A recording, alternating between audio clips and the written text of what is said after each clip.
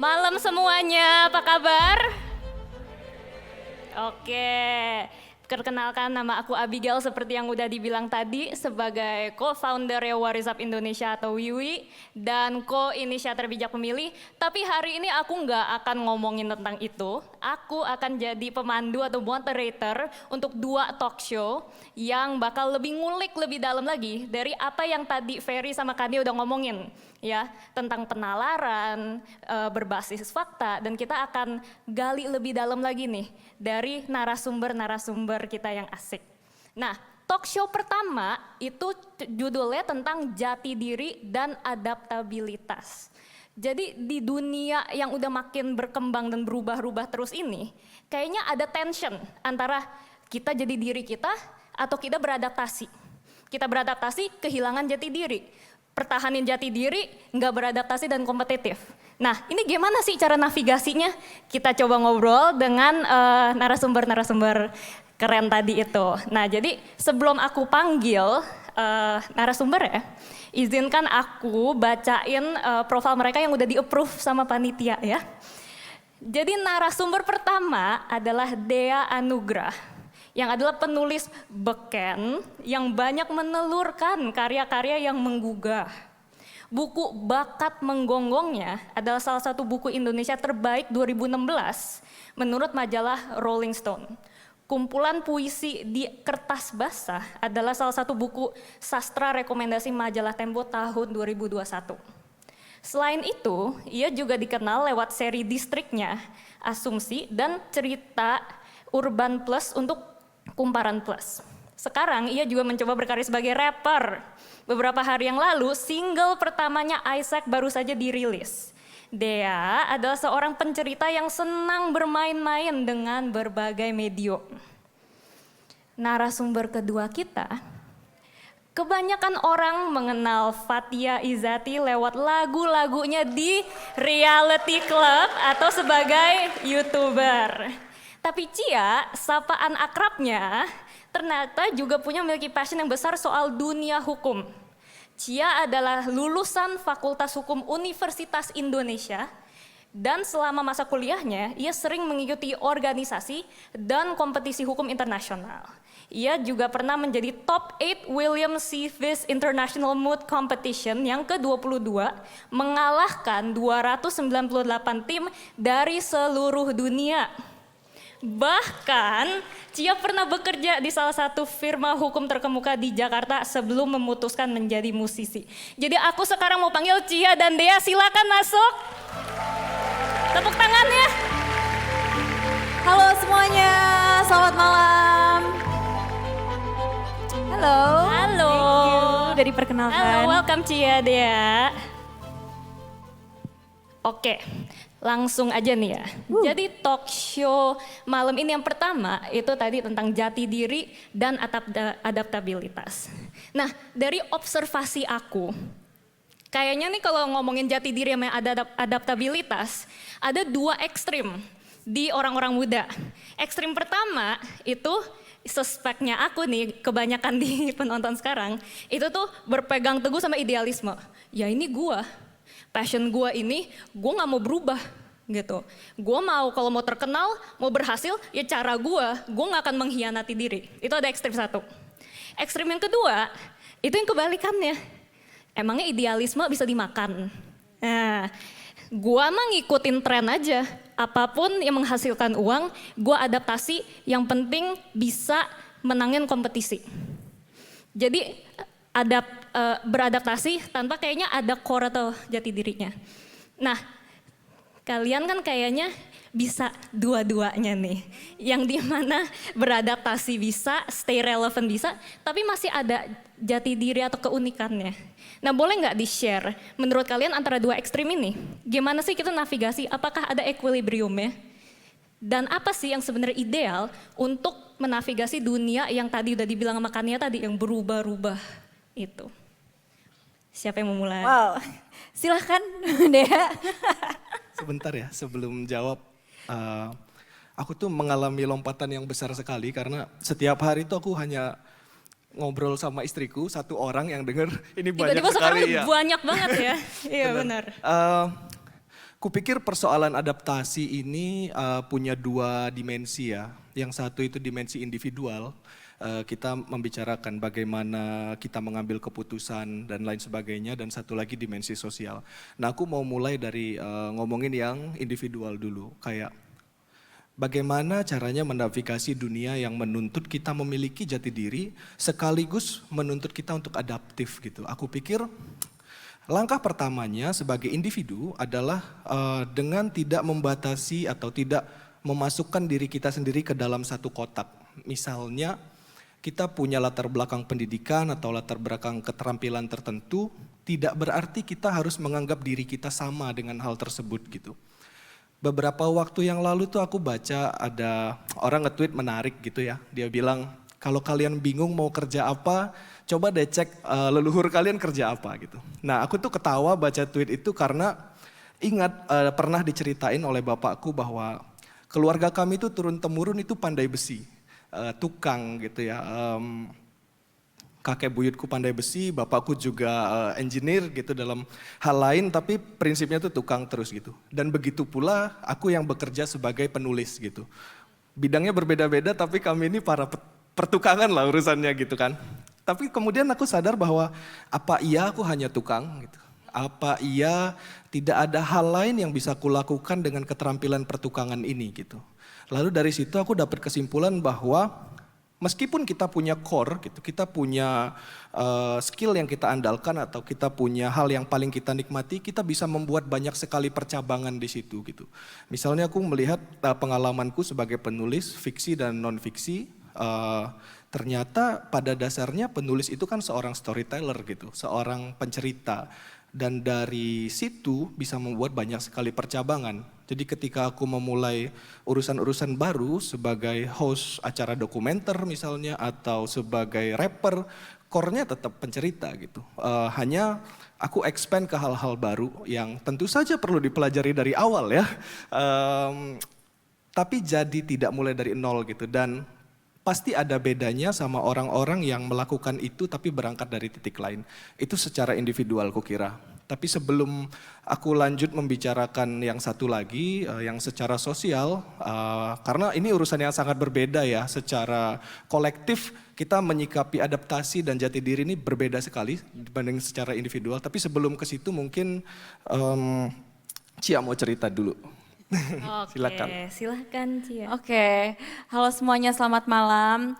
Sebelum aku bercerita, aku pengen tahu di sini yang, biar aku tahu nih aku bercerita dengan siapa, yang masih di bangku SMA atau setara siapa aja? Oke, yang sedang kuliah? Oke, rata-rata anak kuliahan ya. Yang bekerja, sudah bekerja? Atau fun employed, pengangguran yang seru-seru saja? Nggak ada salahnya. Oke, jadi rata-rata di sini anak kuliahan.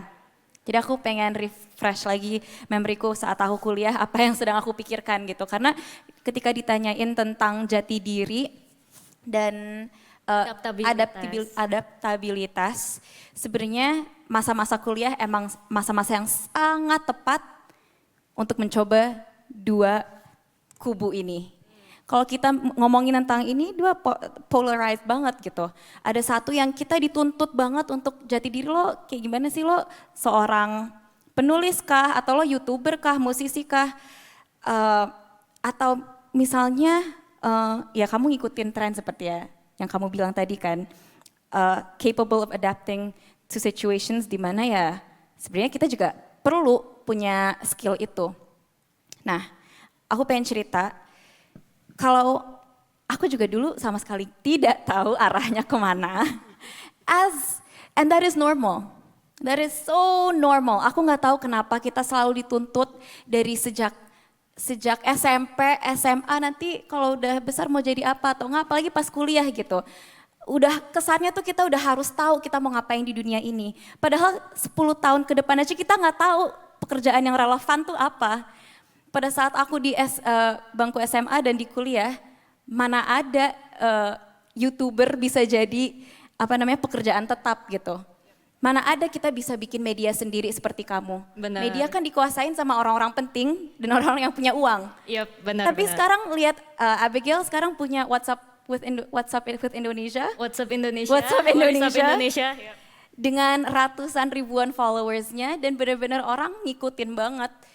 And it is truly like it has power gitu. Jadi ya buat kalian semua yang mungkin bingung gitu, aduh aku harus gimana gitu. Apakah aku harus memilih jalan hidupku untuk 20 tahun kemudian saat ini juga enggak sama sekali. Jadi menurutku ya, sebenarnya pertanyaan atau ada dua kubu polarisasi antara apakah aku harus adaptable atau Stay true to myself stay gitu true to ya. myself, it shouldn't even be an issue menurutku. Because you'll learn along the way. You will learn along the way, Oke. and trust me, you don't have to figure everything out now. It's not your time.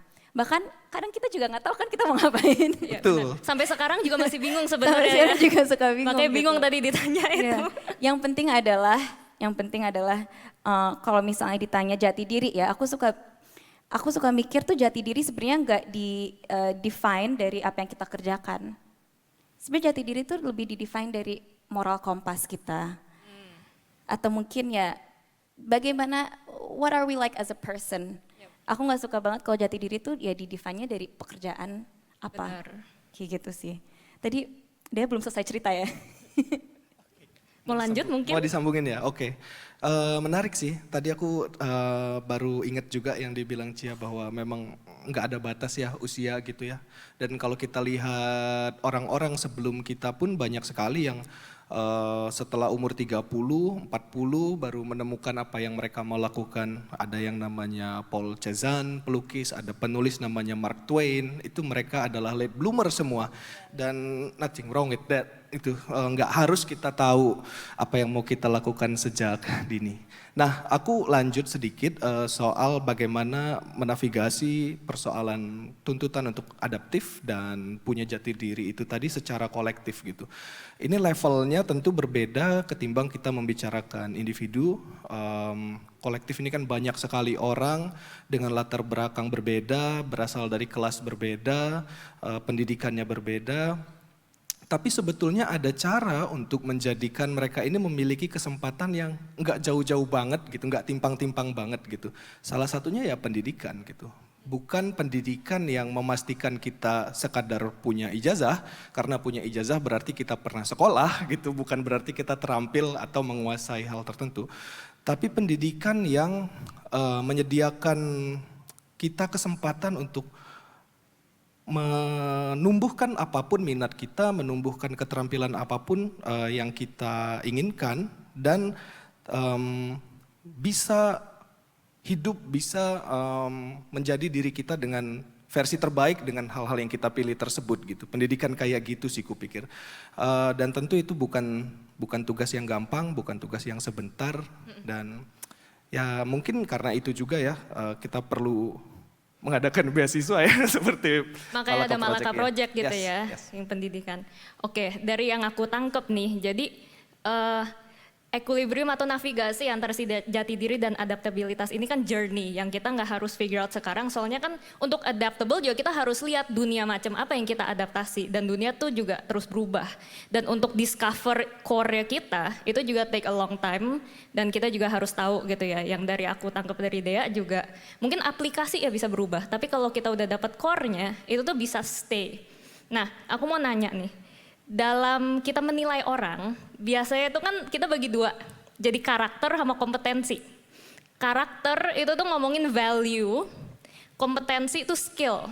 Nah yang aku mau nanya, supaya kita bisa thrive, nggak cuma survive, adaptasi, adaptable, di dunia yang makin nggak ketebak ini, kira-kira karakter atau value dan kompetensi atau skill apa sih yang harus kita pupuk nih? Oke. Karakter atau value apa ya? Apa? Oh, karakter atau skill ya.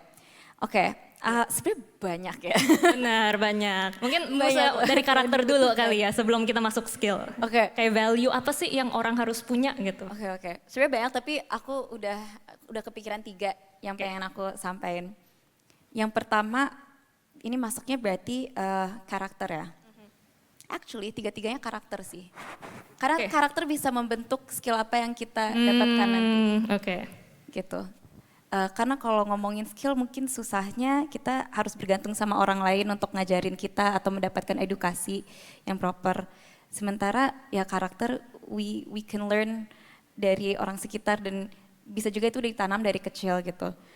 Yang pertama menurutku harus untuk menuju Indonesia 2045 ya. Iya, Indonesia benar. emas. Indonesia 2045. emas. Menurutku karakter yang selalu ingin tahu. Curious. Karena itu anaknya tuh banyak. Dari curious ini ya. Jadi orang jadi ingin tahu, pengen belajar. Kedua mungkin dari curious orang itu akan menjadi lebih kritis. Orang itu karena dia ingin tahu dia akan menjadi kritis sehingga nggak semuanya dia terima mentah-mentah. Benar. Itu satu. Kedua, berani in a way, berani yang secukupnya ya, yang dia mampu aja, nggak usah Oke, dipaksa. iya. In a way that ya apapun yang ada di dunia ini, satu caranya kita untuk mendapatkannya ya we have to go for it. Kayak tadi Kania bilang manifesting mulu, it's all in your head. Iya. You actually have to do something. Yup. Jangan selalu kayak the universe will give it to me, enggak juga. Nggak ada Kita yang harus akan berani. offer it on a Benar. silver plate juga enggak gitu ya. Benar. Kita harus minta juga kadang. Yes, kita harus berani to take chances. Banyak anak muda mungkin juga yang langsung menerima, okay, maybe this is my fate. Aku seperti ini, walaupun aku nggak bahagia dengan mungkin pekerjaanku atau hidupku sekarang, tapi aku terima aja karena ya udah, ya this is my destiny. Enggak sebenarnya. The power is in your hands. Dan banyak juga yang takut karena takut gagal. Sementara kegagalan Benar. itu sangat amat diperlukan. Sangat diperlukan. Tapi kalau di society Indonesia kayak kalau gagal tuh wah end of the world banget Yes. kadang ya.